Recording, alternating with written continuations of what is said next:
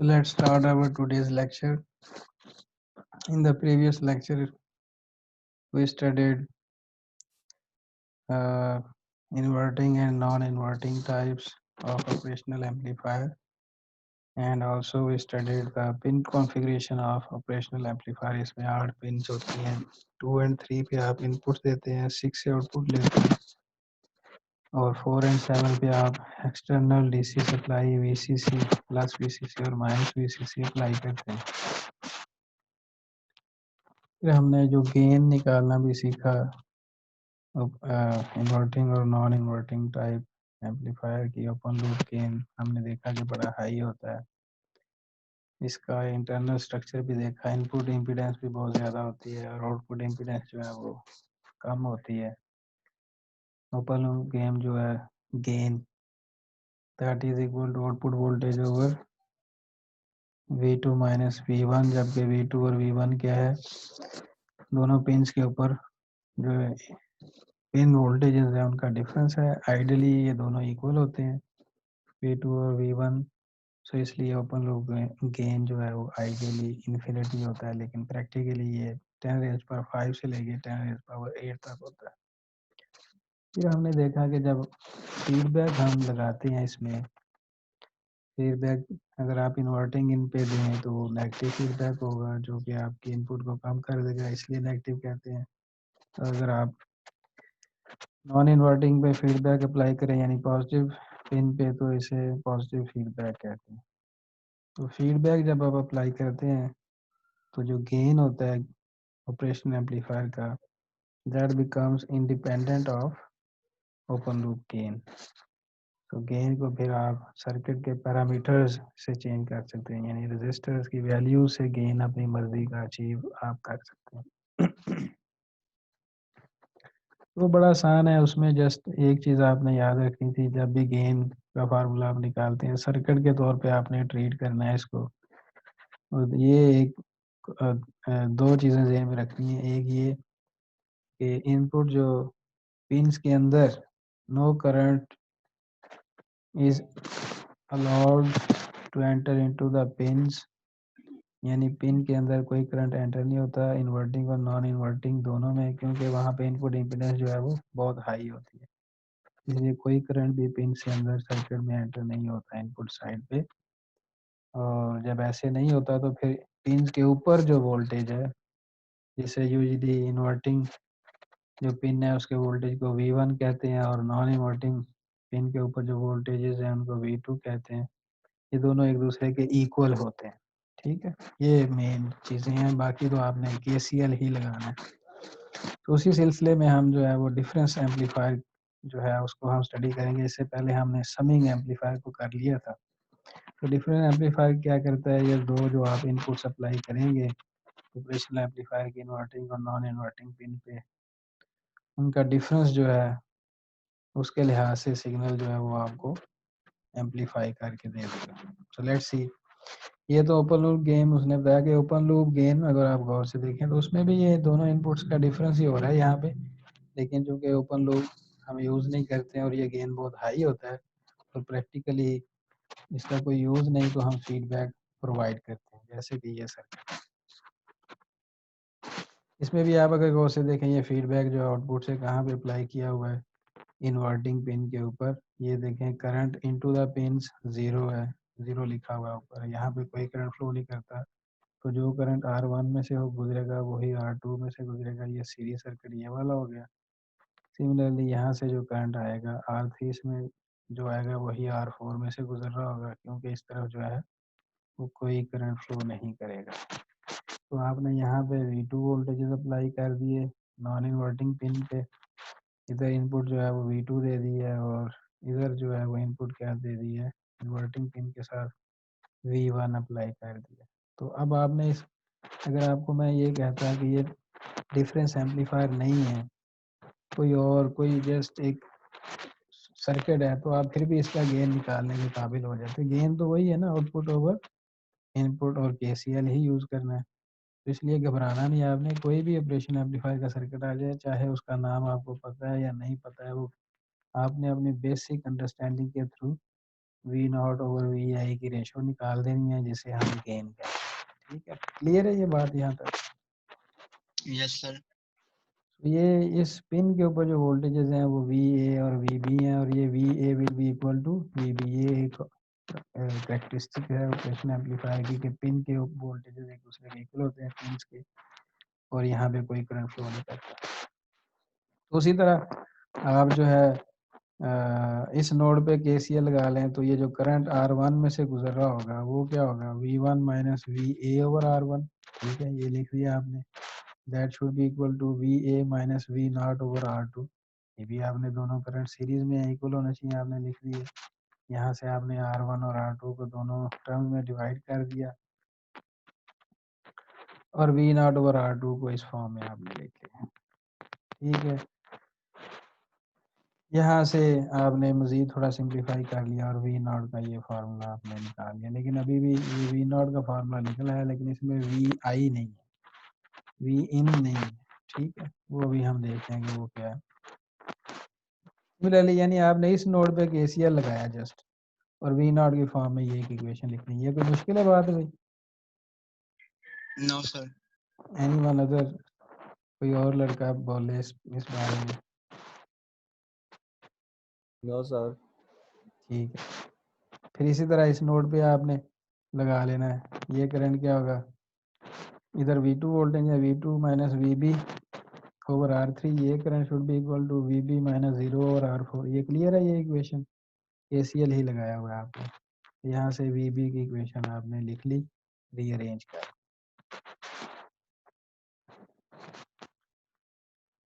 So we not आपको पता है, ये इक्वेशन आई हुई है। ठीक है, वी बी वी ए के भी इक्वल होता है, तो यहाँ जहाँ इस इक्वेशन में वी ए का उसकी जगह आप ये वैल्यू पुट कर सकते हैं। तो वी बी जो है वो ये निकली हुई थी वैल्यू इस इक्वेशन से, और वी बी वी ए के इक्वल होता है, तो वी ए की जगह हम ये वैल्यू पुट कर देंगे। ये बात क्लियर हो गई या नहीं हुई भाई? Yes sir. Yes sir. अब ये वी बी निकला है ना, वी बी वी ए के भी इक्वल होता है। अब इस इक्वेशन में वी ए है हमारे पास, तो उसकी जगह हम वी बी को क्या कर सकते हैं, पुट कर सकते हैं। तो वही हमने किया, वी बी को पुट कर दिया, तो सिग्नल जो है वो हम निकालते गए हैं। तो अब ये देखें, ये V2 माइनस V1 की फॉर्म में एक आपके पास आउटपुट वोल्टेज का जो है वो फार्मूला आ गया। तो इस फार्मूले को आप जहन में रखें। इसी तरह याद करने की ज़रूरत नहीं, जस्ट फार्मूला इस तरह आपने लिख लेना है। जस्ट अब इस फार्मूले पे थोड़ी सी हमने स्पेशल केसेस लगाने हैं। ये फार्मूला आपके पास आउटपुट का आ गया हुआ है, और आउटपुट आप अगर देखें तो V2 माइनस V1 ही हो रहा है, लेकिन कुछ साथ ये कोफिशिएंट्स आ रहे हैं। V1 का कोफिशिएंट क्या है, R2 ओवर R1, और V2 का कोफिशिएंट क्या है, ये सारे का सारा, ये सारा V2 का कोफिशिएंट। आउटपुट जो है दोनों इनपुट्स का डिफरेंस आ रही है, ये देखें V2 माइनस V1 ही आ रही है, लेकिन V1 और V2 के साथ एक कोफिशिएंट्स भी हैं। तो अगर ये कोफिशिएंट्स R2 और R1 की वैल्यू को 1 कर दें और इस सारी की वैल्यू को भी 1 कर दें, तो आउटपुट वोल्टेज जो है वो इन दोनों का डिफरेंस नहीं हो जाएगा, दोनों इनपुट्स का यस क्या हो यस सर। जाएगा, सर। तो डिफरेंस एम्पलीफायर फिर बन जाएगा ना, कि दोनों इनपुट्स यस को सर। क्या कर दिया उसने, डिफरेंट। डिफरेंस उनका ले लिया है। अगर इनपुट यहाँ पे ये V2 10 है, ये V1 5 है, तो आउटपुट कितनी आनी चाहिए, 5। वो कब आएगी, जब ये R2 ओवर R1 1 के इक्वल हो जाएंगे, और 1 के इक्वल होने का क्या मतलब है, R2 is equal to R1 हो जाएंगे। तो वही वो स्पेशल केस उसने बता दिया। क्या केस बनाया भाई, पहला केस उसने बनाया कि if R1 is equal to R3, अगर आपको कहे कि R1 R3 के इक्वल ले लो और R2 R4 के इक्वल ले लो। तो ये हमारे पास आउटपुट का इक्वेशन थी ये वाली, इसको थोड़ा सा सिंप्लीफाई करके ये लिखी हुई है। तो इसमें R1 को किसके इक्वल लिखना है, R3 के, और R2 के किसके इक्वल लिखना है, R4। ठीक है, R1 को आपने लिखना है R3 के इक्वल। ठीक है, ये आपका ओरिजिनल फार्मूला है। इसमें आप जहाँ जहाँ R1 देख रहे हैं वहाँ पे आप R3 रख देंगे। जैसे अगर मैं यहाँ पे क्या नाम है R1 है ये वाली, इसकी जगह क्या रख सकता हूँ, R3। तो ये क्या हो जाएगा R3 ओवर R2 तो 1 उसने प्लस R3 की जगह पे R1 रख दिए। जो मर्जी आप करें, सिंप्लीफाई होकर यही आंसर आएगा। मैं वो आंसर निकालना चाह रहा था असल में। ये यस 1 सर। प्लस R1 की जगह आप क्या रखेंगे, R3। तो ये 1 प्लस R3 ओवर R2 हो जाएगा। सिमिलरली ये टर्म क्या बनेगी, 1 प्लस R3 को उसी तरह रहने दें और R4 की जगह R2 रख दें, तो ये भी 1 प्लस R3 ओवर R2 हो जाएगा। तो ये पूरी टर्म कैंसिल नहीं हो जाएगी, Yes, sir. ये भी, ये यस सर। पैरेंथेसिस में ये दोनों कैंसिल हो जाएंगे और आपके पास R2 और R1 बच जाएगा, साथ V2 होगा और इधर भी R2 और R1 साथ V1 है और R2 और R1 कॉमन निकल आएगा तो इनटू क्या बन जाएगा, V2 माइनस ये। यानी ये देखें दोनों आउटपुट का डिफरेंस हुआ है, दोनों इनपुट्स का क्या हुआ है, डिफरेंस, और साथ ये गेन भी आ गया, साथ क्या आ गया, एक कोएफिशिएंट। गेन। यानी दोनों इनपुट्स का डिफरेंस किया है और साथ उसको एक कोएफिशिएंट से मल्टीप्लाई कर दिया। यानी वो कोएफिशिएंट 1 भी हो सकता है, 2 भी हो सकता है, 3 भी हो सकता है, 4 5 पॉइंट्स में भी हो सकता है। अगर R2 is yes equal to 2R1 तो आउटपुट आपकी क्या हो जाएगी, 2 इंटू V2 माइनस V1। यानी आउटपुट आपकी 2 times of the difference of inputs आ जाएगी। क्लियर हो रही है ये बात या नहीं हो रही? सर ये yes sir. R1 is equal to R3 और R2 is equal to R4 ये क्यों किया है, ये बता दें। ये इसलिए किया है कि ये हमें ये जो आउटपुट निकली है ना, ये दोनों इनपुट्स का डिफरेंस निकली है, ठीक है, यस सर। और साथ एक कोएफिशिएंट सिंपलीफाइड फार्मूला आ गया हमारे पास कि जब भी आपने अब डिफरेंस लेना है दोनों इनपुट्स का आउटपुट पे, और डिफरेंस लेने के बाद डिफरेंस का मल्टीप्लायर भी लेना है कोई। लेट्स से V2 10 था और V1 8 था, तो दोनों का डिफरेंस क्या आ जाएगा, 2 आ जाएगा ना, 10 माइनस 2 8 क्या हो जाएगा, यस सर। 2। लेकिन आउटपुट पे 2 आएगा, लेकिन आप चाहते हैं आउटपुट पे 4 आए, तो फिर आपको R2 और R1 की रेशियो का आंसर भी क्या रखना पड़ेगा, 2 2 4/2। हाँ 2 इंटू 2 ही 4 होगा ना आंसर। इसी तरह आप आंसर 4 ले सकते हैं, 6 ले सकते हैं, 8 ले सकते हैं, आउटपुट पे 10 ले सकते हैं, 12 ले यस सकते हैं, 15 ले सकते हैं, 18 ले सकते हैं। अपनी मर्जी से आउटपुट वोल्टेज आप ले सकते हैं। सिर्फ चेंज क्या करना होगा, ये रेशियो चेंज करनी होगी। क्लियर हो रही है ये बात या नहीं हो रही है? Yes sir. तो डिफरेंस, इनपुट्स का डिफरेंस है, लेकिन साथ एक गेन है। वो गेन कंट्रोल करेगा कि डिफरेंस का मल्टीप्लायर कितना है। 2 इंटू 2 कर रहे हैं, 2 इंटू 3 कर रहे हैं, 2 इंटू 4 कर रहे हैं, 2 इंटू 1.5 कर रहे हैं, 2 इंटू 1.2 कर रहे हैं। वो अपनी मर्जी से जो भी आउटपुट वोल्टेज आप चाहिए वो आप डिफरेंस एम्पलीफायर से अचीव कर सकते हैं। नहीं कर सकते? कर सकते हैं ना भाई? Yes sir. अब इसमें एक फर्दर अब ये केस हो जाएगा जब R2 R1 के इक्वल हो जाएगी तो फिर टोटल ये डिफरेंस एम्पलीफायर हो जाएगा। ये इस इक्वेशन को कहते हैं डिफरेंशियल एम्पलीफायर, क्योंकि ये डिफरेंस तो है, ये साथ उसका एक मल्टीप्लायर भी है जो कि एक गेन है। लेकिन अगर ये स्पेशल केस हो जाए कि R1 R2 के इक्वल भी हो जाए, ठीक है, और R3 R4 के इक्वल हो जाए, तो ये फार्मूला देखें आपके पास, ये जो इक्वेशन थी आउटपुट की वो ये बन जाएगी। ठीक है, तो आप अपनी मर्जी से यस सर। जो है आउटपुट वोल्टेज को कंट्रोल कर सकते हैं। चेंज सिर्फ क्या करना है, रेजिस्टर्स की वैल्यू को। ठीक है, समझ रहे हैं बात? और किया क्या था मैंने यस सर। जब मैंने ये आउटपुट की इक्वेशन निकाली, मैंने कोई एक्स्ट्रा काम किया, KCL ही लगाया ना दो नोड्स पे। हाँ भाई, सेम प्रोसेस सर जी। देम दोनों नोड पे KCL ही लगाया और तो कुछ भी नहीं किया। तो इसमें मुश्किल कोई बात है आपके लिए? No sir. ये इक्वेशन जो है ये आप याद रखेंगे, ये वाली, ठीक है, या तो ड्राइव कर लेना या याद कर लेना। और मोस्ट प्रोबेबली अगर इसका कोई क्वेश्चन आया डिफरेंस एम्पलीफायर का तो ये हम फार्मूला दे भी सकते हैं, लेकिन वो तो तब होगा जब ये फीडबैक नेटवर्क नहीं है। ये देखें अभी तो यहाँ पे ये फीडबैक सिर्फ एक रजिस्टर है और ये रजिस्टर भी ये सिंगल रजिस्टर्स है। अगर ये भी नेटवर्क्स होती तो फिर क्या होता, फिर तो ये फार्मूला ना यस सर, बनता। चेंज हो जाना था सर। तो काम फिर आपने कैसे चलाना है, आपने KCL ही ओनली हो, केसीएल लगा के ही जो आंसर निकलना है वही आपका आखिरी टेक्निक है कि आपने केसीएल की हेल्प से ही आउटपुट की इक्वेशन ड्राइव करनी है। क्योंकि ये तो फार्मूला तब है जब ये सिंपल सर्किट्स है, नेटवर्क नहीं यहाँ पे लगे हुए। ये देखें फीडबैक नेटवर्क में सिर्फ एक ही रेजिस्टेंस है और इनपुट नेटवर्क्स में भी एक एक रेजिस्टेंस है या दो है मैक्सिमम। अगर यहाँ पे मैं कम्प्लेक्स से कोई सर्किट बना देता तो फिर फार्मूला चेंज हो जाना था ना आपका, और फीडबैक पे भी थोड़ा सा कम्प्लेक्स कर देता तो फिर भी चेंज हो जाना था।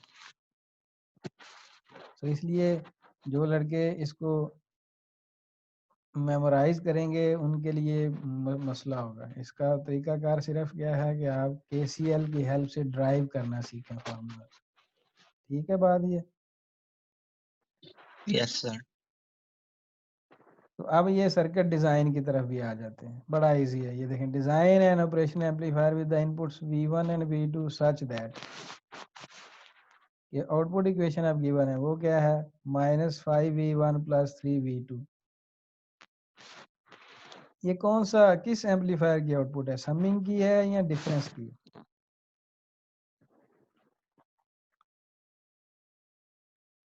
क्या इसमें दो इनपुट्स सर दूसरे की डिफरेंट की नहीं है। डिफरेंस की नहीं है ना? Yes sir. लेकिन क्या इसे मैं ऐसे लिख सकता हूँ V0 = 3V2 - 5V1, yes sir. तो फिर ये डिफरेंस की नहीं हो जाएगी? Yes sir. डिफरेंस की है। तो ये डिफरेंस एम्पलीफायर की इक्वेशन है। तो आप ये देखें, उसी तरह आउटपुट इक्वेशन को आप लिख सकते हैं 3V2 - 5V1, ये आपको पता है। फिर आपको पता है कि ये मेरे पास एक डिफरेंस एम्पलीफायर की जनरल इक्वेशन का ये फार्मूला भी है। ठीक है, इन दोनों को कंपेयर करें अगर, तो ये जो सारा V2 का कोफिशिएंट है वो किसके इक्वल, 3 के इक्वल नहीं होना चाहिए? ये देखें गौर से अगर। Yes sir. Yes sir. और इसी तरह ये जो V1 का R2 और R1 कोफिशिएंट है वो 5 के इक्वल नहीं होना चाहिए? Yes sir. Yes sir. तो इसलिए आपने R2 और R1 को 5 रख दिया, तो ये कंडीशन निकल आई कि R2 = 5R1। ठीक है, ये एक कंडीशन निकल आई।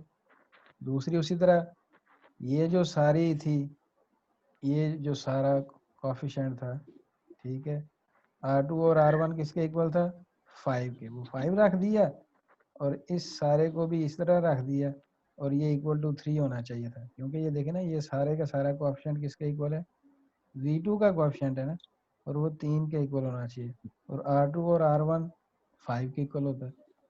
तो यहाँ पे आपने 5 रख दिया, ये सारा कोफिशिएंट 3 के इक्वल रखा, और 1 + R1 R2 फिर किसके इक्वल होगा, जब R2 और R1 5 के इक्वल है तो R1 और R2 किसके इक्वल होगा, 1/5। 1/5। तो 1 + 1/5 का आंसर आ गया 6/5। इधर ये 5 उधर चला गया तो ये 3/5 हो जाएगा। ये देखें, नजर आ रहा है ये 5 यस सर। कहाँ यस चला सर। गया, ये 5 उधर चला गया, 3/5। तो यहाँ से आपने सिंप्लीफाई थोड़ा सा कर लिया, 1 + R3 और R फिर उधर ले जाएं, और ये इधर जाके क्या हो जाएगा, 5/3 मल्टीप्लाई हो जाएगा, 5 5 से कैंसिल हो जाएगा, 6/3 का आंसर क्या आ जाएगा, 2 आ जाएगा। तो 2 will be equal to 1 + R3 और R4। तो यहाँ से एक कंडीशन और आ गई, R3 किसके इक्वल होना चाहिए, R4 के इक्वल, R4 के। और R2 किसके इक्वल होना चाहिए, 5R1 के इक्वल। बस आप R1 को सिलेक्ट कर लें कोई भी, लेट से आप R1 को 10 किलो हम सिलेक्ट कर लिए, तो R2 कितना होना चाहिए, 50 किलो हम, क्योंकि R2 = 5R1। ठीक है, और इसी तरह R3 को आप कोई भी सिलेक्ट कर लें, 20 कर लें, तो R4 भी कितना होना चाहिए, 20 होना चाहिए। 20। तो जो सर्किट जो बनेगा वो उसकी आउटपुट फिर यही आएगी। ये क्लियर हो गया डिजाइन कैसे करना है भाई? Yes sir. सर लेकिन इसमें तो फार्मूला ये याद नहीं रखना पड़ेगा। हाँ, इसमें फार्मूला याद रखना पड़ेगा इस केस में, तो क्योंकि अगर थोड़ा सा वो नेटवर्क चेंज हो जाए तो फिर क्या करेंगे हम? नहीं, वो क्यों चेंज हो जाएगा, यही तो बात है, मैं अब समझाता हूँ आपको कि क्यों यही फार्मूला लगना है। देखें, आपने आउटपुट लेके आनी है ये वाली, ठीक है, आपने क्या लेके आनी है, सर्किट ऐसा डिजाइन करना है जिसकी आउटपुट ये हो, ये वाली, ठीक है। ये क्लियर है? Yes, sir. ऐसी आउटपुट लाने के कई सर्किट हो सकते हैं इस आउटपुट को लेके आने के कई काफी सर्किट है। सर्किट हो सकते हैं, लेकिन आपको एक पता है सर्किट के एक ऐसा सर्किट है जिसकी आउटपुट की इक्वेशन ये होती है, पता है ना आपको? आप क्यों कम्प्लेक्स सर्किट में जाएंगे? ठीक है, आप इसलिए इस सर्किट को लिख रहे हैं कि सिंपलेस्ट डिफरेंशियल एम्पलीफायर का सर्किट यही है, और अगर उससे आपकी आउटपुट आ रही है तो आपको कम्प्लेक्स सर्किट में जाने की क्या जरूरत है? नहीं समझे बात? Yes, sir. ये आपका कौन सा सर्किट है? सिंपलेस्ट डिफरेंशियल एम्पलीफायर का ये सर्किट है, जिसमें एक एक रजिस्टर फीडबैक पे भी लगी हुई है और इनपुट नेटवर्क पे भी लगी है। उसकी इक्वेशन ये होती है। बाकी तो ये इधर भी V2 आ रहा है, इधर भी V1, हमें ये देखना है कि क्या V2 आ रहा है, V2 आ रहा है और V1 आ रहा है और साथ कोएफिशिएंट कोई है, ताकि इस इक्वेशन से हम कंपेयर कर सकें। नहीं समझे बात? Yes, sir. तो जब हमें पता चल गया कि V2 आ रहा है उसमें और V1 भी आ रहा है और इन दोनों का डिफरेंस भी हो रहा है और साथ V1 के भी एक कोएफिशिएंट है, V2 के भी एक कोएफिशिएंट है, तो इस इक्वेशन की जो है बेसिक रिक्वायरमेंट तो पूरी हो नहीं गई। Yes, sir. आप जस्ट कोएफिशिएंट्स को कंपेयर ही करना है ना, तो अब आपने जस्ट कोएफिशिएंट्स को कंपेयर किया है और आपका आंसर आ गया। Yes, sir. तो इधर जो है ना ऑपरेशनल एम्पलीफायर जो है वो थोड़ा सा ये आज का रहता था, वो खत्म हो गया। अब हम जो है वो आगे चलते हैं।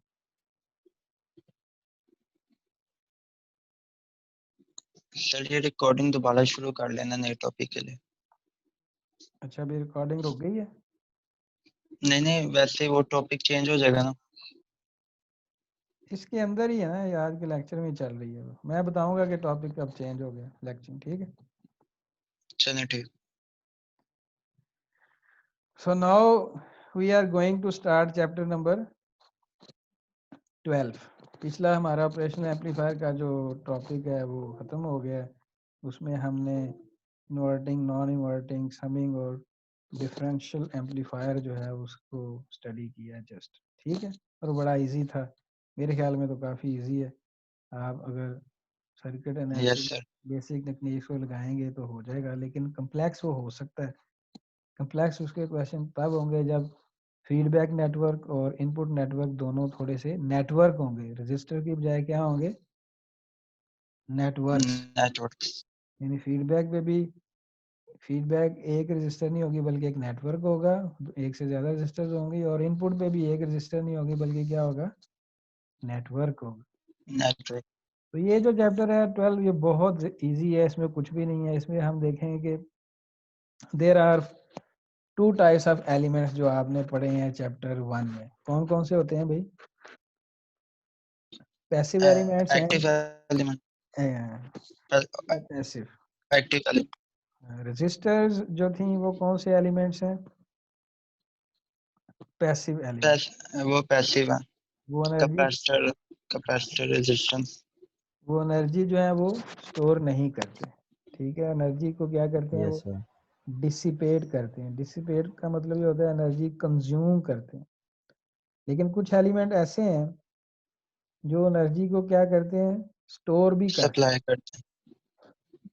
स्टोर भी कर सकते हैं और under certain conditions energy supply भी कर सकते हैं। उनमें कौन कौन से हैं? मेनली आप इन्हें कैपेसिटर। स्टोर, हाँ, कैपेसिटर्स एंड इंडक्टर्स। नाम याद आप इन्हें रखें, energy storage elements.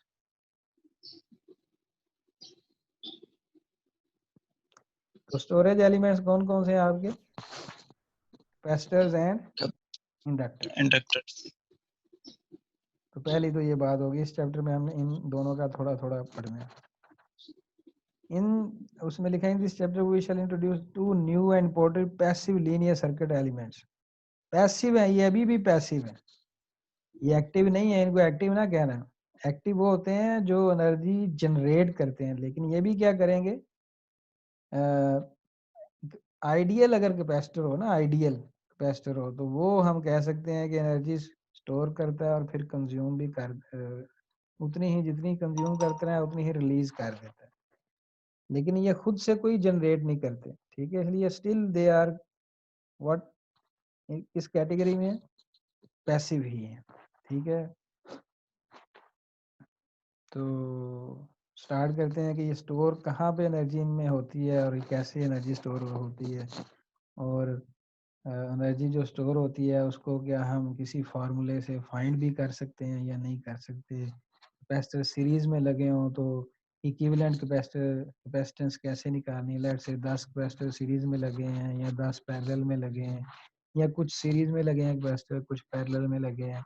Similarly inductors कुछ सीरीज में लगे हैं, कुछ पैरेलल में लगे हैं, या हाइब्रिड नेटवर्क है इंडक्टर्स का, उनकी इक्विवेलेंट इंडक्टेंस कैसे निकालनी है, उनका क्या फार्मूला बनता है। ठीक है, ये चीज़ें हम स्टडी करेंगे। कैपेसिटर के करंट और वोल्टेज का और एनर्जी का फार्मूला क्या होता है ये हम देखेंगे। सिमिलरली इंडक्टर के करंट, वोल्टेज और एनर्जी का फार्मूला क्या होता है ये हम देखेंगे। और हम देखेंगे कि कैपेसिटर और इंडक्टर एसी सप्लाई जब दें तो फिर किस तरह बिहेव करते हैं, डीसी सप्लाई दें तो फिर किस तरह बिहेव करते हैं। क्लियर होगी बात जो इस चैप्टर में हमने करनी है। सर ये इंडक्टर भी वो डीसी सप्लाई पे चलता है? ये सारा हम देखेंगे ना। हमने इनमें इनकी कंस्ट्रक्शन देखनी है, इनमें इनकी सिंबल्स देखनी है, इनमें कन्वेंशनल करंट की डायरेक्शन क्या होती है वो देखनी है, एनर्जी का फार्मूला देखना है, करंट का फार्मूला देखना है, वोल्टेज का फार्मूला देखना है, एसी सप्लाई में ये कैसे बिहेव करते हैं, डीसी सप्लाई में ये कैसे बिहेव करते हैं, कितनी टाइप्स के होते हैं इंडक्टर और कैपेसिटर, और इक्विवेलेंट इंडक्टेंस और कैपेसिटेंस कैसे निकालनी। क्लियर होगी बात? Yes yes sir. है ये छोटी छोटी चीजें, मुश्किल नहीं। तो जो कैपेसिटर होता है इसमें दो प्लेट्स होती हैं, एक पॉजिटिव प्लेट होती है और एक नेगेटिव प्लेट होती है, और दरमियान में एक डाइलेक्ट्रिक मटेरियल होता है। और अगर डाइलेक्ट्रिक मटेरियल ना हो तो क्या होगा, वैक्यूम होगा या एयर होगी आपके पास। क्लियर है ये बात? Yes sir. माउस की आवाज आती है बीच में? ये No, mouse no, mouse sir. जब हिलता है तो No, sir.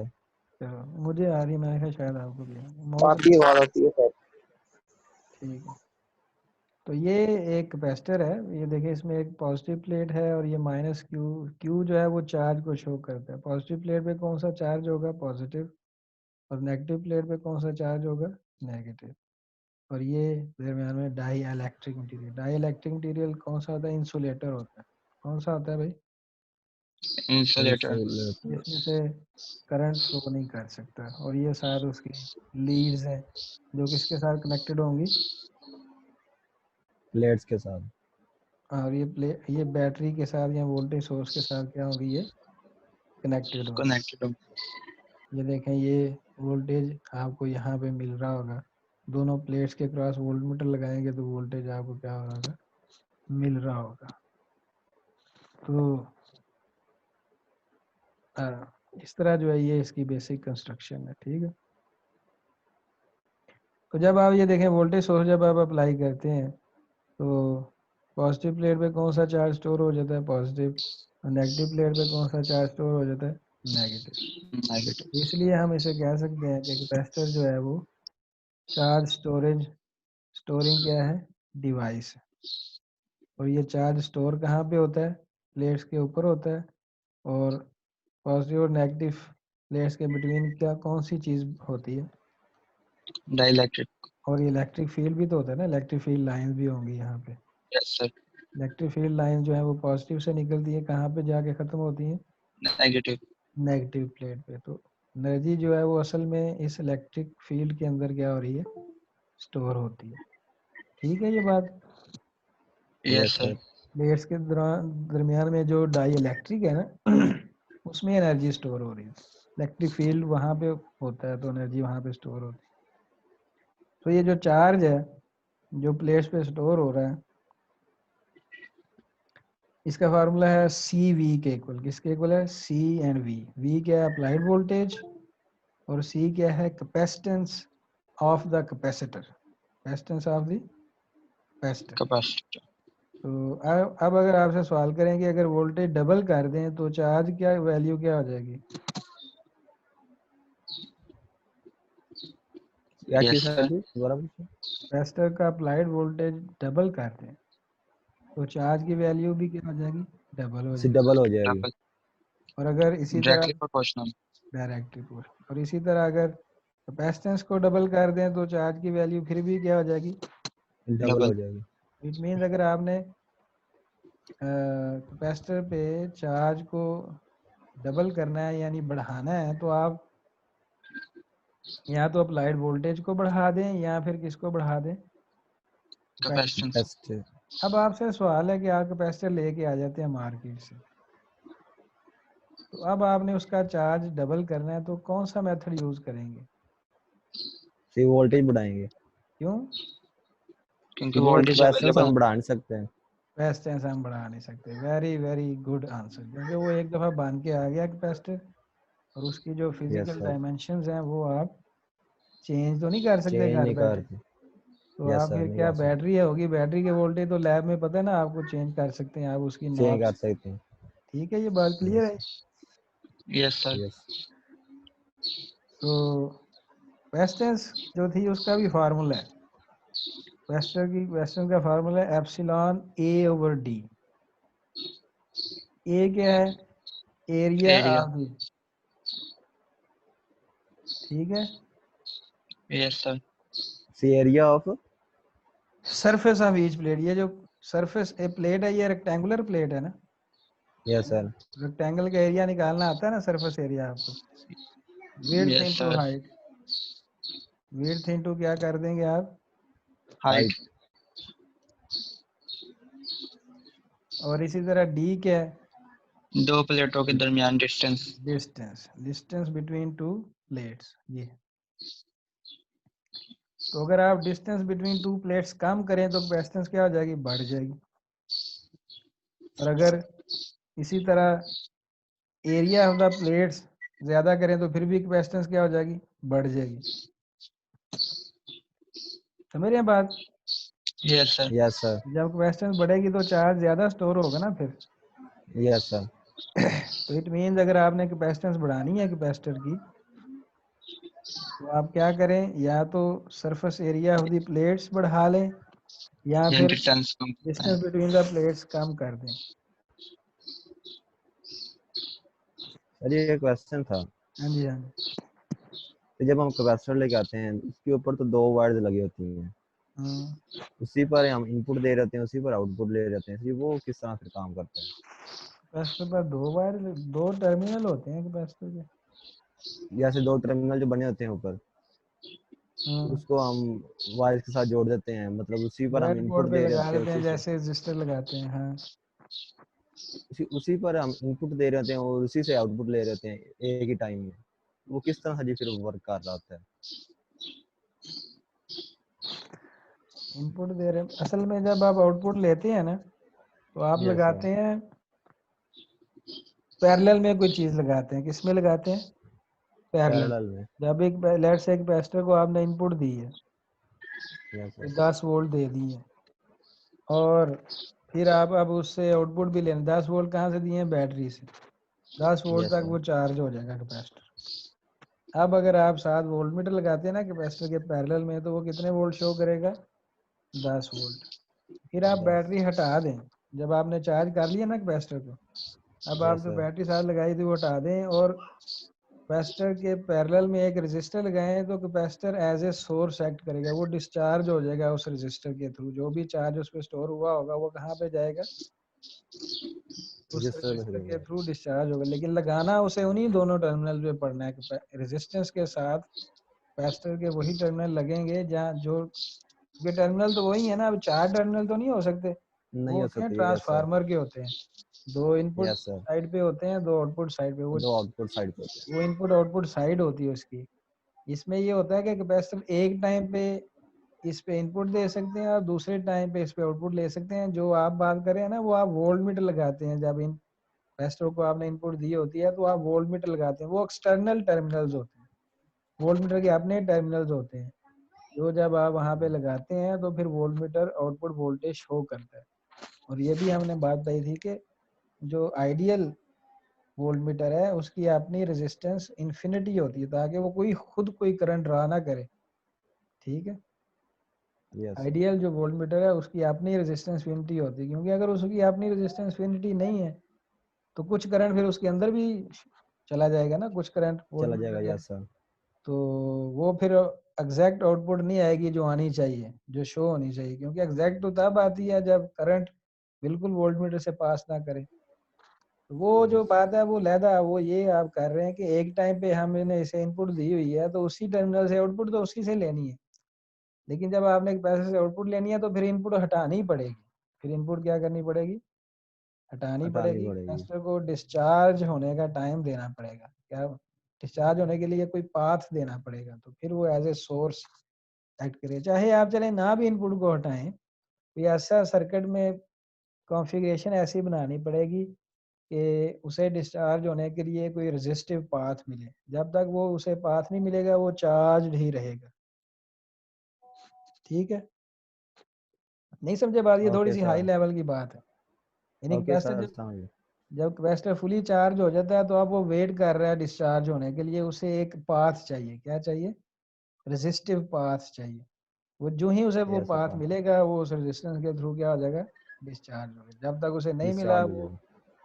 चार्ज है। ये बैटरियां क्या है, ये जो आप चार्ज करवा के लाते हैं बैटरियां, इसी तरह ही होती हैं। इनमें अगर आप इनको खोलें तो इसमें प्लेटें होती हैं बैटरी के अंदर। क्या होती हैं? Yes sir. प्लेट्स प्लेट से होती हैं, होती वो है। कैपेसिटर्स ही होते हैं जो चार्ज हुए हुए होते हैं आपस में। और फिर जब आप उस बैटरी को घर के पंखे के साथ लगाते हैं तो पंखा क्या है? As a source, as a resistor act करता है। रजिस्टर काम कर रहा है। Yes sir. तो फिर वो उसमें डिस्चार्ज होती है वो बैटरी। क्लियर होगी बात या नहीं? Yes sir. Yes sir. आप लोग जो है ना माशाल्लाह काफ़ी चीज़ें पिक कर रहे हैं। इसी तरह जाते रहें, सवाल किया करें। ठीक है, हर टीचर से सवाल किया करो। Yes sir. Yes sir. कहते हैं सवाल करना, सिर्फ सवाल करना ही आधा नॉलेज गेन करने के इक्वल होता है। तो सवाल करना आपका राइट है। कोई भी टीचर हो, सीनियर हो, जूनियर हो, कोई भी हो, टीचर टीचर होता है। ठीक है, उससे सवाल यस करें सर। आप जो आपको समझ नहीं आती। इसलिए कभी भी इस तरह का प्रेशर नहीं लेना चाहिए कि ये मैं सवाल करूंगा तो पता नहीं क्या हो जाएगा। ठीक है, तो मेरे बात मेरी कि नहीं? Yes sir. Yes sir. Sir. तो ये डिफरेंट कैपेसिटर्स हैं, ये देखें। कुछ वेरिएबल भी होते हैं, कुछ जैसे रजिस्टर वेरिएबल देखी है आपने लैब में? नो सर, वैसे नो देखी है। सर। पोटेंशियोमीटर उसे कहते हैं। वेरिएबल रजिस्टर ऊपर नॉब सी लगी होती है, उसको आप पेचकस से या किसी पॉइंटी एलिमेंट से उसकी नॉब को चेंज करें तो उसकी रेजिस्टेंस चेंज होती है। सिमिलरली ये देखें ये यहाँ पे आप छोटा सा पेचकस डाल के या कोई भी पॉइंटी जो शार्प एज डाल के इसको घुमाएंगे तो इसकी कैपेसिटेंस क्या हो जाएगी? चेंज हो जाएगी। ये होते हैं वेरिएबल सर कैपेसिटेंस। जिस तरह वो सर जी वो घरों में वो लगा नहीं होता फैन रेगुलेटर, हाँ बिल्कुल ही उसमें ठीक। लगी होती है वो वेरिएबल रजिस्टर, कि नहीं सर जी? हाँ वैसे ही बिल्कुल ही ऐसे ही है। वो जो जो आपका फैन का रेगुलेटर है वो टेंशियोमीटर होता है असल में। वो क्या कर रहा होता है, जो फैन को जो करंट मिल रहा होता है ना, फैन को, फैन की वाइंडिंग यस है सर। ना लगी हुई, वाइंडिंग को जो यस करंट सर। मिल रहा यस है सर। उसको चेंज करता है, क्योंकि वो रेजिस्टेंस को सर्किट में इन करता है और आउट करता है, इन करता है आउट करता है। रेजिस्टेंस कभी वो ज्यादा कर देता है सर्किट की तो करंट कम हो जाता है तो स्पीड स्लो हो जाती है। फिर घुमाने से रेजिस्टेंस सर्किट में कम करता है तो स्पीड क्या हो जाती है? ज्यादा हो जाती है। नहीं समझे बात? Yes sir. समझ गया सर।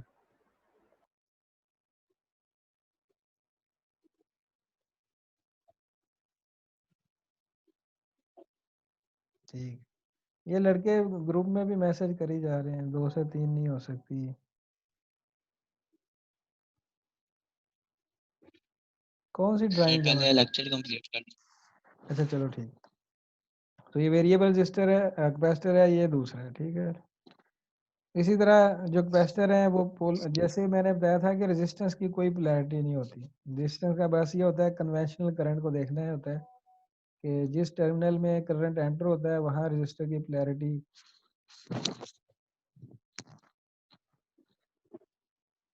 प्लस हो जाती है और जहां से निकलता है वो माइनस होती है। इसी तरह कैपेसिटर है। कैपेसिटर लेकिन दो तरह के होते हैं, polar and non polar. Polar में आपको ये जो देखें बिल्कुल वर्टिकल शेप जो साइड है, जिस बल्कि हॉरिजेंटल है, ये बेंड नहीं है। यहाँ पे बेंड है ना, जो अनबेंडेड साइड है Yes, वो sir. प्लस टर्मिनल होता है, जो बेंडेड है थोड़ा सा वो नेगेटिव टर्मिनल होता है। तो इसको जब सर्किट में फिर कनेक्ट करना हो तो पोलैरिटी का ध्यान करना पड़ता है पोलर कैपेसिटर में, कि नॉन पोलर में कोई नहीं, दोनों सिंबल देखें इसकी, दोनों जो लाइंस हैं वो horizontally parallel to each other है। इसमें एक बिल्कुल हॉरिजेंटल के साथ पैरेलल में है, दूसरी थोड़ी सी बेंड है, तो जो बेंड है वो नेगेटिव हो जाएगी, ये वाली क्या हो जाएगी, प्लस हो जाएगी। तो करंट फ्लो वही कन्वेंशनल लेनी है आपने, पैसिव साइन कन्वेंशन वो क्या होती है, ये इन्फॉर्मेशन है मैं जो आपको दे रहा हूँ बस अभी। Current is considered to flow into the positive terminal of the capacitor. जब कैपेसिटर चार्ज हो रहा हो तो जाहिर बात है करंट वो क्या करेगा, ड्रॉ करेगा सोर्स से, जिस सोर्स से आपने कैपेसिटर को चार्ज करना है वहां से करंट जो है कैपेसिटर में एंटर होगा। तो जिस टर्मिनल में करंट एंटर होगा या जिस प्लेट पे, वहां पे पॉजिटिव साइन आ जाता है और दूसरे पे क्या आ जाएगा, माइनस साइन। लेकिन इसी तरह जब कैपेसिटर डिस्चार्ज हो रहा है तो करंट कहाँ से निकलेगा, फिर जहां से निकल रहा होगा वहां पे पॉजिटिव टर्मिनल, वहां पे क्या होगा, पॉजिटिव टर्मिनल होगा। ये बात क्लियर हुई है नहीं हुई भाई, ये बड़ी जरूरी है, ये बात है छोटी सी लेकिन जरूरी है। हाँ भाई, ठीक, दोबारा तो आइएगा एक दफा। जब कैपेसिटर चार्ज आप कर रहे होते हैं तो यस जाहिर सर। बात है करंट एंटर होगा ना कैपेसिटर में, करंट क्या होगा, यस सर। एंटर होगा। तो जिस जगह एंटर होगा वहां पे क्या सिंबल होगा, प्लस सिंबल होगा। पॉजिटिव हो जाएगा। Yes sir. और इसी तरह जब डिस्चार्ज कर रहा हो कैपेसिटर अपने आप को तो उससे करंट निकलेगा, तो निकलेगा यस कहाँ सर। से, पॉजिटिव टर्मिनल से। तो जिस टर्मिनल से निकल रहा होगा करंट वहां पे क्या टर्म हो जाएगा, पॉजिटिव टर्मिनल। सर जहाँ से इंटर होगा वहां पे पॉजिटिव होगा, जब निकलेगा फिर भी पॉजिटिव होगा। चार्जिंग और डिस्चार्जिंग में लहदा देखना है। नोट दैट, ये लिखा हुआ है, note that according to passive sign convention current is considered to flow into the positive terminal of the capacitor when the capacitor is being charged। जब कैपेसिटर चार्ज हो रहा होता है तो करंट जो होता है वो जिस टर्मिनल में एंटर हो रहा हो उसे हम कहते हैं पॉजिटिव टर्मिनल, और जब कैपेसिटर डिस्चार्ज हो रहा हो तो जिस टर्मिनल से करंट निकलता है उसको हम पॉजिटिव कहते हैं। दोनों में पॉजिटिव वाली बात ही आ रही है, लेकिन एक आ रही है चार्जिंग में और दूसरी किस में आ रही है, डिस्चार्जिंग।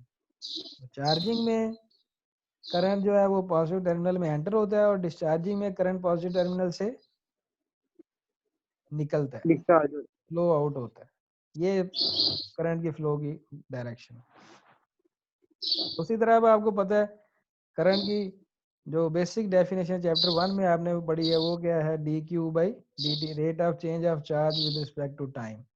इसे हम क्या कहते हैं, करंट।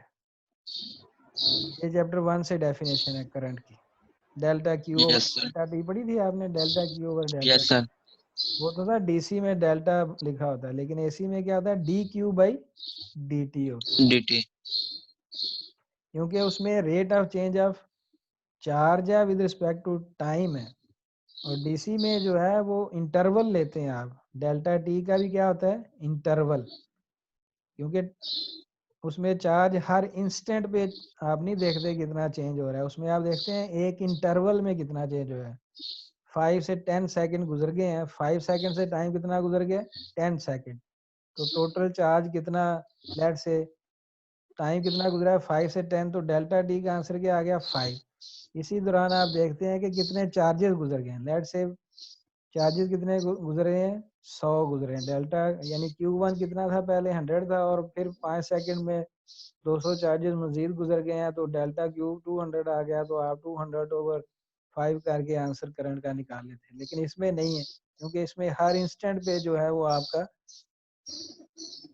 चार्ज जो है वो चेंज हो रहा है। उसमें चार्ज जो है वो फिक्स है, फिक्स। उसमें delta Q by delta T का आंसर सेम आता है डीसी में। डीसी करंट सेम ही होता है ना। डीसी करंट की डेफिनेशन क्या है, Yes, sir. जिसकी टाइम के साथ मैग्नीट्यूड जो है वो चेंज नहीं होती। जो प्योर डीसी करंट है वो कांस्टेंट होता है ना with respect to X axis Yes, sir. Horizontal. तो delta Q by delta T का आंसर फिर क्या आएगा, हर टाइम सेम आएगा, ठीक है। लेकिन इसमें एसी अगर करंट ले, एसी करंट क्या होता है, हर इंस्टेंट पे करंट की वैल्यू क्या हो रही होती, चेंज हो रही होती। Change हो रही थी. इसलिए आपने फिर वहां पे इंटरवल नहीं लेना, बल्कि ये D Q by D T तो उसमें फिर चार्ज भी हर इंस्टेंट पे चेंज हो रहा होगा एसी में। तो हमने जनरल फार्मूला यूज कर लिया, I is equal to D Q by D T, और क्यू आपको अभी पता है सी वी के इक्वल था। तो यहाँ से फिर आपने क्यू की जगह क्या रख दी है, सी वी। CV। तो ये डी वी सी जो चूंकि कैपेसिटेंस कांस्टेंट होती है, ये इस डिफरेंशियल से बाहर आ गई। तो आई का फार्मूला क्या बन गया, C D V by D T. DT। ये क्लियर है। अब आपने आई वोल्टेज निकालनी है, तो डी वी इधर ही रख दिया, ये सी उधर जाके 1/c हो गया और साथ डी टी आ गया। ये इक्वेशन इससे बन गई ऐसी। Yes yes sir. अब आपने वोल्टेज निकालना है तो इंटीग्रेट करना पड़ेगा, तो इस साइड को भी इंटीग्रेट कर दो, इस साइड को भी इंटीग्रेट कर दो। तो डीवी की इंटीग्रेशन भी क्या हो जाएगी, वी नहीं बन जाएगी, जैसे V। D yes X, sir. D X की इंटीग्रेशन क्या होती है, एक्स होती है ना। इसी तरह yes D sir. V integration क्या हो जाएगी, डी वी हो जाएगी, और इधर इंटीग्रेशन अप्लाई करेंगे तो 1/c इंटीग्रेशन से बाहर आ जाएगा, और limit minus infinity to T आप लगा दें कि जिस टाइम तक आप इंटीग्रेट करना चाहते हैं, जिस टाइम तक आप देखना चाहते हैं करंट को। सर ये 1 और माइनस इन्फिनिटी ये टाइम की वैल्यूज हैं, ये T और नहीं, माइनस वन उसकी इन्फिनिटी है क्या? वैल्यू नहीं है, ये सी नहीं नहीं, उधर ये जाएगा। T माइनस इन्फिनिटी इंटीग्रेशन ये। टू टी जो है लिमिट है टाइम की, क्योंकि आई डी ओके टी है सर। ना यार। यस जो सर। डिफरेंशियल होता है इंटीग्रेशन के अंदर, लिमिट उसके लिहाज से ही लगती नहीं। जैसे हाँ जी यहाँ पे यस। अगर एक्स डी एक्स होता है तो लिमिट आपने एक्स की लगानी थी ना यहाँ पे। Yes sir. यहाँ पे आई डी टी है तो लिमिट तो टी की लगेगी इंटीग्रेशन के साथ। नहीं, बात क्लियर हुई? यस सर, आगे समय मुझे लगा ये T की जगह 1 लिखा है। नहीं नहीं नहीं नहीं। और माइनस इन्फिनिटी टू टी को हम दो हिस्सों में इंटीग्रेशन को ब्रेक कर सकते हैं। कौन कौन सा हिस्सा बनेगा? माइनस इन्फिनिटी टू T और फिर T से फिर पॉजिटिव इन्फिनिटी। नहीं नहीं, पॉजिटिव इन्फिनिटी तो हम जा ही नहीं रहे। एक बनेगा माइनस इन्फिनिटी टू जीरो, और दूसरी बनेगी zero to yes sir. T. दूसरी क्या बनेगी, zero to T. 0 to T। तो इंटीग्रेशन को दो हिस्सों में सर रिजॉल्व कर, पॉजिटिव में क्यों नहीं जा रहे हम? ये पॉजिटिव में ही है। टी टी इन्फिनिटी ले लो आप, प्लस इन्फिनिटी ले लो, वो आपकी बात है। टी की जगह क्या रख लो, प्लस। ठीक है सर। लेकिन आंसर तो वही आएगा। ठीक है, जब जितना भी टाइम आप देखेंगे, आप किसी भी टाइम पे देखना चाहते हैं कैपेसिटर का करंट, तो आपको फाइनल टाइम तो वही रखना पड़ेगा ना, जिस फाइनल टाइम पे आप करंट देखना चाहते हैं। इन्फिनिटी तो नहीं आप रखेंगे। एक करंट है, एक यस सर। कैपेसिटर है, वो 5 सेकंड में चार्ज हो गया फुली। ठीक है, जब कैपेसिटर फुली चार्ज हो जाता है तो फिर वो मजीद करंट नहीं ड्रा करता, तो आप इन्फिनिटी लगाएंगे। प्लस इन्फिनिटी लगाने का फायदा क्या होगा फिर इंटीग्रेशन में? नो सर, कोई फायदा नहीं। वो तो बहुत पहले ही क्या हो चुका होगा, चार्ज हो चुका होगा, और उसका करंट जो आना था वो आ चुका होगा मैक्सिमम, क्योंकि अब तो वो चार्ज हो गया, मजीद करंट वो ड्रा नहीं करेगा ना, अपने अंदर से मजीद करंट वो क्या करवाएगा, फ्लो करवाएगा। करंट कैपेसिटर में से तब तक चार्ज होता है, तब तक फ्लो करता है जब तक वो चार्ज हो रहा होता है। बस जो ही वो चार्ज हो जाता है, वो करंट ड्रा करना क्या कर देता है, खत्म कर देता है। फिर वो डिस्चार्ज होने का वेट करता है। क्लियर होगी बात या नहीं? Yes yes sir. सर। तो आप लिमिट लगाएंगे माइनस इन्फिनिटी टू जीरो और जीरो टू टी। अब ये जीरो इंटरवल पे जो टाइम है उसको हम टी नॉट भी कहते हैं, तो इसलिए यहाँ पे क्या लिखा हुआ है, टी नॉट टू टी, यानी initial time to final time. और इनिशियल टाइम के साथ टी नॉट लिखने का मतलब ये है कि जीरो टू टी है। असल में टाइम क्या है, जीरो टू टी। और यानी असल में ये जीरो नहीं होता, ये होता है just after zero. T not किसके इक्वल है, just after. Zero plus, zero के ऊपर क्या लिख देते हैं हम, छोटा सा प्लस डाल देते हैं, तो ये जीरो भी नहीं होता, ये क्या होता है, जस्ट आफ्टर जीरो। तो जो कैपेसिटर पे वोल्टेज जीरो पे होंगे वही जस्ट आफ्टर जीरो ही होंगे ना, या चेंज हो जाएगा इतने इंटरवल में, तो चेंज ही ना होते। Yes sir. यस, जीरो ही जीरो रहेगा। नहीं नहीं, टी नॉट को आप क्या रख सकते हैं, जीरो ले सकते हैं। ठीक है, ये जस्ट आफ्टर जीरो है। टी नॉट कौन सा टाइम है, ओरिजिन से जस्ट थोड़ा बाद में। और इस तरह जो कैपेसिटर पे वोल्टेज जस्ट आफ्टर जीरो, वही वोल्टेज जस्ट बिफोर जीरो होंगे, वही वोल्टेज क्या होंगे, just just before. Before zero होंगे। अच्छा, अब मैंने इसको इंटीग्रेट किया और साथ ये क्या टर्म आ गई, वी टी नॉट, ये क्या आ गई, अब कांस्टेंट ऑफ इंटीग्रेशन तो ये कह रहा है। ठीक है, इंटीग्रेशन करें तो कांस्टेंट आते हैं ना साथ, लेकिन असल में ये हुआ कि कैपेसिटर पे पहले से कितना चार्ज स्टोर है और उसकी वजह से वोल्टेज कितना है कैपेसिटर का। ये कैपेसिटर है ना, लेड से वो कुछ चार्ज आपने किया और उतार के रख दिया, उतार के क्या कर दिया, रख दिया। उस पर कुछ वोल्ट चार्ज स्टोर हो चुके होंगे ना उस कैपेसिटर पे, आपको नहीं यस पता, सर। एक और बंदा आया, आपने ये काम किया था, रख दिया आपने उस पे, यानी इनिशियली कुछ पहले से चार्ज स्टोर है और उसकी वजह से जो फिर वोल्टेज होंगे वो VT0 होंगे। वो क्या होंगे, यानी जीरो टाइम से जस्ट बिफोर जो वोल्टेज है वही वही होंगे जो जीरो टाइम के जस्ट आफ्टर है। अभी आपने कोई एक्सटर्नल सप्लाई लगा के मजीद उसे चार्ज नहीं किया, किसी ने, आपके दोस्त आया था उसने उसे थोड़ा सा चार्ज करके रख दिया बस। अब आप आए हैं बाहर से, आपने वही कैपेसिटर उठाया जो पहले चार्ज था, तो उसको आप जो है फुली चार्ज कर दिया और आपने ये काम अभी शुरू किया है यानी T0 से, तो उस पे फिर टोटल वोल्टेज वही होंगे ना जो पहले जो वोल्टेज जो चार्ज था वो वाला, और अब जो आपने चार्ज दोबारा लगा यस के सर, दोनों और किया वो वाला, उन ऐड हो दोनों का जाएंगे। सम होगा ना वो। Yes sir.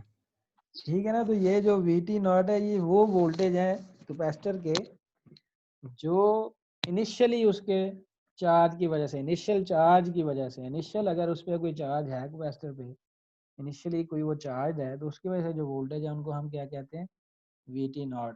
और ये वो वोल्टेज निकलेंगे जो अब आपने आके सोर्स लगा के उस पे वोल्टेज जो है वो चार्ज जो उस पे डिपॉजिट करना शुरू किया उसकी पोलैरिटीज पे, तो उसकी वजह से जो कैपेसिटर के क्रॉस वोल्टेज आएंगे वो ये वाले हैं, जो जीरो के बाद जो अब आपने उस पे चार्ज स्टोर किया तो फिर जो वोल्टेज बना वो ये है। और ये कौन सा वो वोल्टेज है, इसे हम कहते तो कांस्टेंट ऑफ इंटीग्रेशन है, लेकिन ये वो इनिशियल वोल्टेज है जो इनिशियल चार्ज की वजह से आएगा।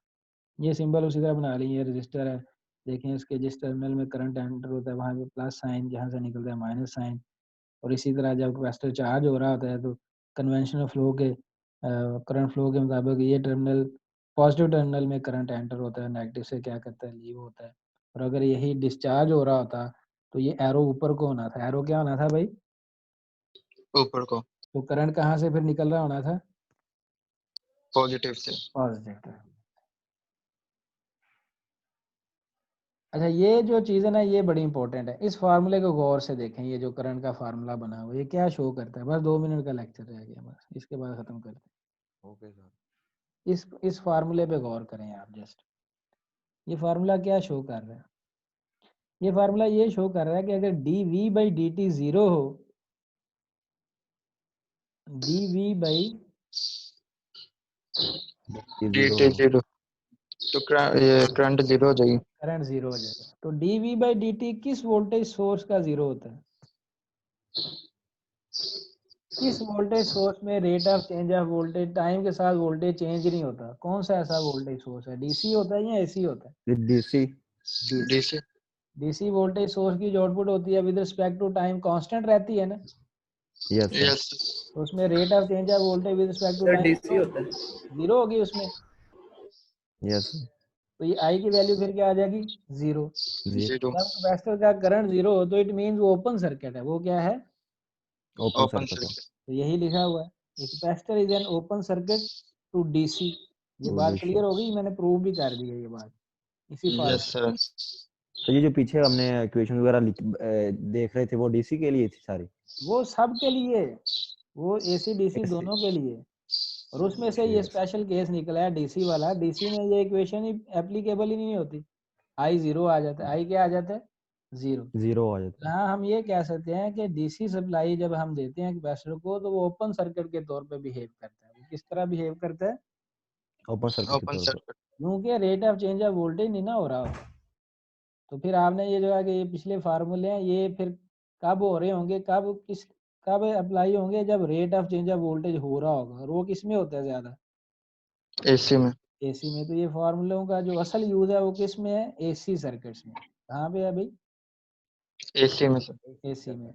और डीसी में चूंकि करंट ही 0 हो जाता है, ये dV/dt क्या हो जाता है, 0 हो जाता है। लेकिन ये नहीं कि डीसी वो जब कैपेसिटर फुली चार्ज हो जाता है तब ये सारा मामला होता है। जब तक डीसी में भी, डीसी जब आप देते हैं कैपेसिटर को, डीसी आप सेल लेकर आए मार्केट से 12 वोल्ट का, उसको कैपेसिटर के क्रॉस लगाएं तो वो क्या कैपेसिटर को चार्ज नहीं कर देता? कर देता है। करेगा सर। कर देगा सर। लेकिन वो चार्जिंग टाइम उसका बड़ा कम होगा। जितना टाइम वो चार्ज होने में ले रहा होगा ना, उतने टाइम में डीसी के केस में करंट फ्लो करता है, लेकिन वो डीसी नहीं होता, वो असल में ट्रांजिशन टाइम होता है। उसको मैं यहाँ से दिखाऊं, ये देखें, ये जो कैपेसिटर का वोल्टेज है जीरो के ऊपर कितना है, कोई भी इसकी वैल्यू, और फिर कांस्टेंट नहीं रह रहा, ये देखें। Yes sir. Yes sir. लेकिन इसमें तो ये है कि बिल्कुल जीरो टाइम में ये अपनी मैक्सिमम वैल्यू पे आ गया। बिल्कुल कहाँ पे आ गया? जीरो टाइम में मैक्सिमम मैक्सिमम वैल्यू पे हो गया। ये टाइम इसने लिए ही नहीं है। लेकिन एक्चुअली ये आइडियल केस है।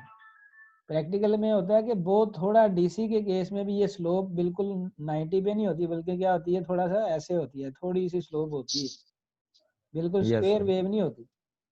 तो उस दौरान फिर चार्ज वाकई करंट थोड़ा बहुत फ्लो करेगा उसमें, क्योंकि rate of change of voltage zero नहीं होगी उस दौरान। लेकिन जब पीक वैल्यू आ जाएगी, फुल चार्ज हो जाएगा कैपेसिटर, फिर वो कांस्टेंट हो जाएगी, फिर क्या हो जाएगी? कांस्टेंट। Constant DC. यानी डीसी वोल्टेज सप्लाई को जो ही आपने ऐसे ऑन किया, ऐसे करके जो ही डीसी सप्लाई को ऑन किया, तो फ्रैक्शंस ऑफ सेकंड्स आप कह सकते हैं, यानी समटाइम्स आप नोट भी नहीं कर सकते वो टाइम। उस टाइम में वाकई करंट फ्लो करेगा, चाहे डीसी सप्लाई आप दे रहे हैं। लेकिन असल में उस दौरान डीसी होती नहीं है, वो तो ट्रांजिशन पीरियड होता है ना, जब जीरो से वोल्टेज आपकी मैक्सिमम तक जा रही होती है। वो टाइम ऐसा होता है जिस टाइम में डीसी सोर्स अपना मैक्सिमम वोल्टेज लेवल गेन कर रहा होता है। वो टाइम बहुत कम हो सकता है प्रैक्टिकल वोल्टेज सोर्स में, लेकिन जीरो नहीं हो सकता। आइडियल में वो जीरो होता है, तो इसलिए फिर ये डीवी बाई डी टी जो है वो जीरो होता है। लेकिन जो ही वो थोड़े सा सप्लाई को आपने ऑन किया, फौरन वो वोल्टेज आपके 10 वोल्ट, जितने भी 10 वोल्ट की सप्लाई है तो 10 वोल्ट देनी शुरू कर दी, आपको पता भी नहीं चला कि कितने टाइम में वो 10 वोल्ट तक आंसर आ गया आपको। तो वो थोड़ा सा टाइम होता है प्रैक्टिकल में। उस दौरान थोड़ा सा नो डाउट करंट फ्लो करेगा कैपेसिटर के अंदर, लेकिन हम उसे इग्नोर कर दें। हम कहते हैं कि जी फौरन ही, चूंकि डीसी सप्लाई जो है वो अपनी पीक वैल्यू अचीव कर लेती है, तो कैपेसिटर भी फौरन ही चार्ज हो जाता है। जाहिर बात है सर ये फौरन। सही टाइम ऊपर हो गया। बस ठीक है, खत्म। वो लेक्चर शुरू हो गया इंग्लिश का। Okay okay. तो ये बात फिर अल्लाह क्लियर हो गई हाफिज। कि कैपेसिटर जो है वो डीसी के तौर पे एक्ट करता है। Yes sir. Yes sir. के तौर पे एक्ट करता है in case of DC. Thank you. फिर आज का लेक्चर मैं अभी मैसेज पे आपसे करता हूँ बात। Okay okay sir. अल्लाह हाफिज। Okay sir.